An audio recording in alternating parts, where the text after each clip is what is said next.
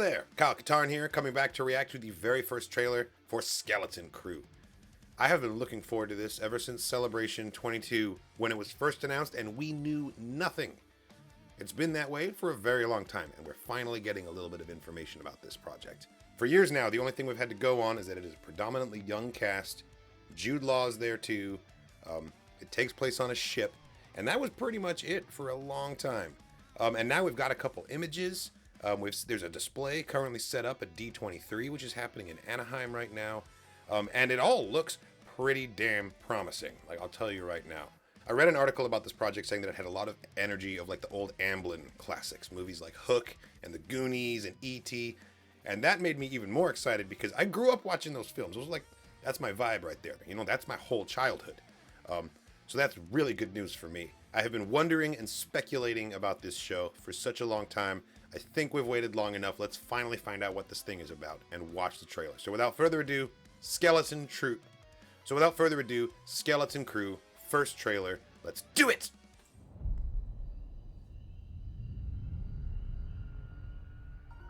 Oh, cool. Model ships.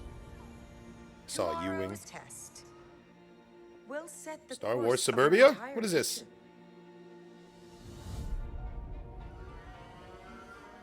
Don't you ever want to do anything exciting? Oh, cool. What planet is this, I wonder? What if we could go anywhere we want in the whole galaxy? Look at this. Look at these houses. No more pretend. I found something buried in the woods. What do you think it is? I think it's a lost Jedi temple. What? Oh, it's gonna be the ship. Hello? Be careful where you step. Oh, this has Goonies vibes already. Oh! Yes! Oh my god, yes! Ha ha! Okay, December. Lost. Really lost. Oh, it's cute! Jawas. Dangerous out there in space. Oh my god. Trust no one.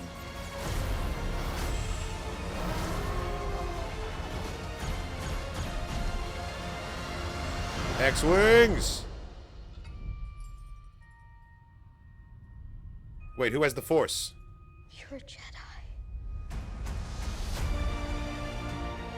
Of course. Jude Law. Let's go. December 3rd. That looks hella fun. That is full of Amblin energy. Absolutely. Like, straight away.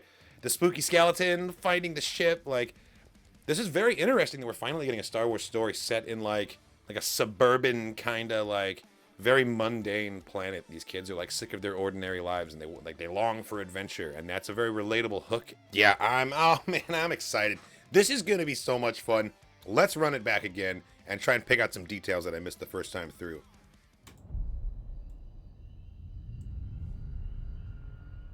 Yeah, the painted ships are so cool. Tomorrow's test. All right, I want to take a look at this neighborhood for a second, like, because this is a visual we have never seen in Star Wars. There's paved streets, little grass, these weird slanted roofs. This must have been so much fun to create.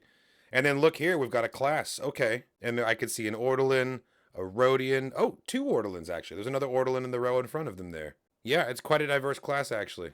There are 1, 2, 3, 4 Ortolans in this shot alone, making this the highest Ortolan count of any Star Wars thing that we've ever seen. Actually, take that back. 1, 2, 3, 4, 5, 6.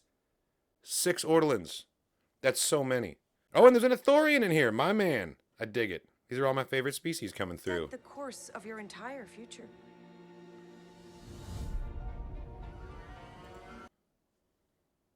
Yeah, look at them kicking it on this cute little speeder. It's got a sidecar. That's so fun. You ever want to do anything exciting?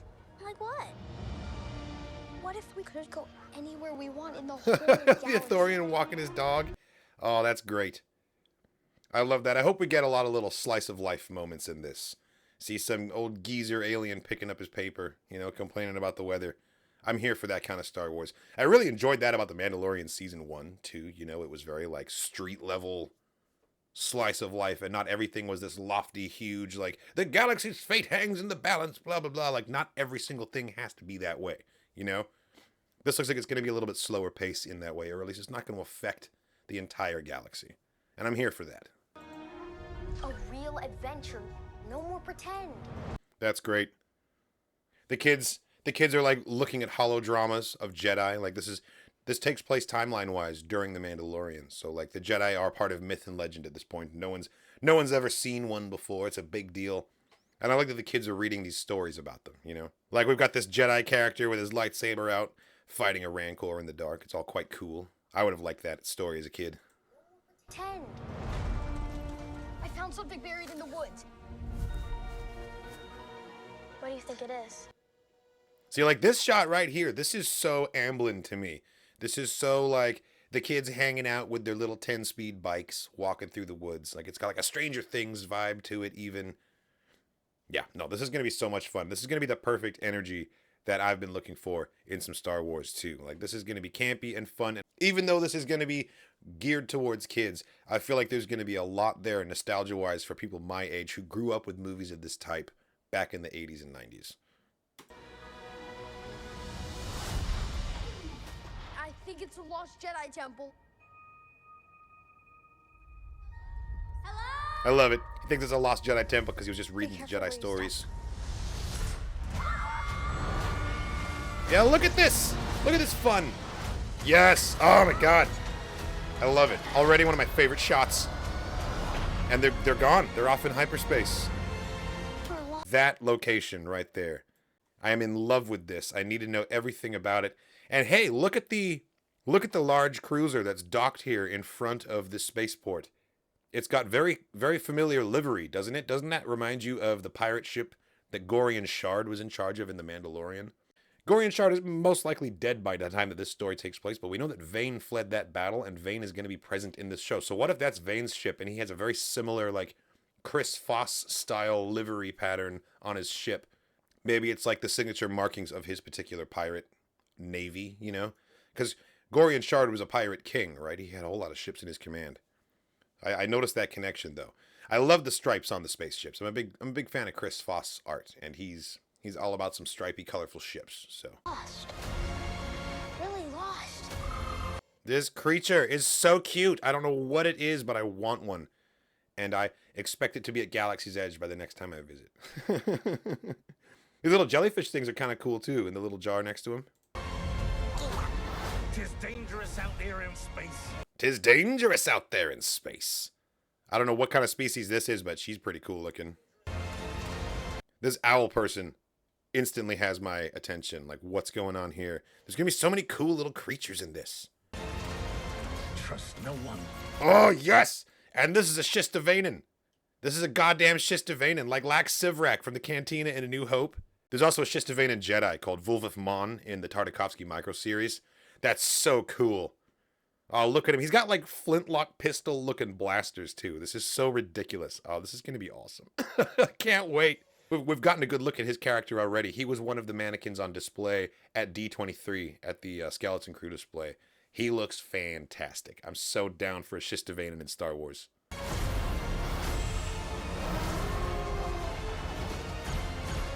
We got kids in the gun turret dropping bodies. Okay, Jude Law is a Jedi confirmed. I'd heard that, but I thought it was a rumor. I guess now we know. This is a recipe for a great time, all right? We've got a scrappy group of kids with a Jedi protector leading them on adventures across the galaxy. Like, yeah. All the pieces are there. This show could be really, really, really good. I have high hopes for it, honestly. So something that's already caused quite a bit of discussion on the internet, and I think this is hilarious, by the way, is the character of Neil. Neil is allegedly an Ortolan, right? Same species as Max Rebo. So here's where it starts getting a little weird. Max Rebo has 2 limbs. Are they arms? Are they legs? Yes. The original maquette made by Phil Tippett shows him with 2 limbs that connect at his hips and go up and then down onto the keyboard that he's playing. And while it looks like he's seated at a keyboard playing with his arms, there is simply nothing below that instrument. Like, there is no other half of him, and he only has 2 limbs. Okay, sure, Ortolans have 2 limbs. Seems simple enough. Wrong. Star Wars The Old Republic comes out, and it's full of Ortolans with 4 limbs. They have arms and legs, and they're running around all over the place. So now the question is Max Rebo an amputee? Did something happen to him? Is he a subspecies of Ortolan? It is worth acknowledging that Star Wars The Old Republic is not canon. However, there have been canon issues of Star Wars comics in the last few years, which also depict Ortolans as having 4 limbs. And now along comes cute little 4-limbed Neil in Skeleton Crew, which just further muddies the debate, because the only depictions on screen of Ortolans in canon now are Max Rebo and Neil, who have 2 and 4 arms respectively. So which one is the mutant, I guess is the question. We don't really know anything about alien physiology. For all we know, Ortolans have a variety of limbs, and it depends on like subspecies and this and that. Like, it's entirely possible. And that's kind of one of the beautiful things about Star Wars, is when you're writing about alien worlds and alien cultures, you kind of have a blank canvas and you can make up whatever you want to be true. That's how that society functions, or that's how that species physiology works, you know? So I'm not terribly worried about this. Like I said before, I think it's hilarious that this is such a heated debate right now. You know, there's actually quite a large number of elephant-based aliens in the Star Wars galaxy. We've got Ortolans, we've got Cragmaloids, Onodones, Pachyphantos, Aki-Aki, Pasithips, Andravens, whatever the hell Trud and Bothell were. The list goes on, but my point is we really don't know enough to make a definitive statement either direction. I just think it's kind of funny that this is what's being fixated on right now, is how many arms does an Ortolan really have? Pablo Hidalgo published an article on StarWars.com kind of chronicling the evolution of Max Rebo from the maquette to what we see on screen. And he goes a little bit into the discrepancies of limbs throughout the canon as well. It's definitely worth reading. I'll link it in the description of the video, so you can check that out if you want. But yeah, Ortolans, how many limbs do they have? I will sit here and tell you, I don't know. I don't know, man. Some people have strong opinions. My strong opinion is that I don't know. Skeleton Crew is going to be great. You got Jude Law, you got some pirates, but predominantly the cast of this show is young kids. And I hope you can hear me when I say I better not see anybody bullying these fucking children. All right, we are not going to have another Jake Lloyd incident in this fandom. Look, I'm not telling you that you can't criticize this show. Far from it. What I'm telling you is that your criticisms cannot and must not be directed towards these child actors. Okay? If watching a show like this makes you feel angry enough that you need to yell at someone, my primary advice would be, please do not watch that show. Something unhealthy is happening there. But if you must watch this show and you must yell at someone, yell at a grown-up, please. Do not direct your criticisms or your vitriol or your hatred or any of this bullshit towards these child actors. I am so serious. Everything I've seen about this show so far is giving me confidence that I'm going to enjoy it. I'm a huge fan of the old Amblin movies like The Goonies and E.T., and God, just that shot of the spooky skeleton on the abandoned spaceship, like, that tells me everything that I need to know vibes-wise about what the experience for this is going to be, and I'm going to have a great time. I'm going to be reacting to every episode of this show right here on the YouTube channel. The full-length, uncut versions of those reactions are going to be available on Patreon. Bendu will be there. There's going to be laughs. There's going to be cries. It's going to be a good time. So stay tuned for those reactions. And thank you so much for watching, everybody. I hope you enjoyed my first look at Skeleton Crew. It's been years since this project was announced. Now I finally know what I'm in store for, and you know what? It looks good. I'm excited for this. Thanks for watching. I hope you enjoyed my reaction to Skeleton Crew official trailer. Check out the rest of the channel for more content, reactions, and reviews. Leave me a comment if you have a question or something to say. Let me know what you think of this trailer. Does this excite you? Are you not interested? Let me know why. I would love to hear from you guys. Please let me know in the comments below. Thanks again, and as always, may the Force be with you.